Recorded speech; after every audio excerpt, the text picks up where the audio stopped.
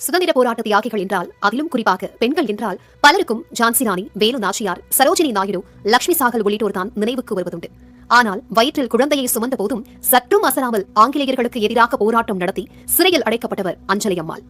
1890ஆம் ஆண்டு ஜூன் மாதம் 1ஆம் தேதி என்று கடலூரில் அம்மா கண்ணு முத்துமணி தம்பதியருக்கு பிறந்தவர் அஞ்சலை அம்மாள்.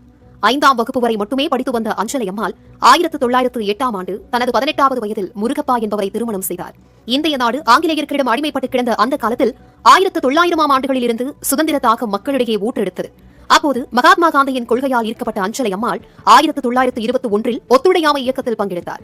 சுதந்திரத்திற்கு எதிராக குரல் கொடுத்தவர்களை ஈவு இரக்கமின்றி கொலை செய்து மரங்களில் தொங்கவிட்ட கொடூர அரக்கனாக இருந்த கர்னல் ஜேம்ஸ் நீல் என்பவருக்கு சென்னையில் சிலை வைக்கப்பட்டது.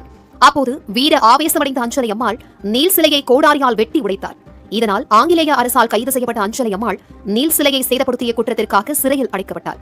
அப்போது அஞ்சலை அம்மாளின் 9 வயது மகளான அம்மா கண்ணு என்பவரும் சிறையில் அடைக்கப்பட அஞ்சலை அம்மாள் நிறைமாத கர்ப்பிணியாக இருந்தார்.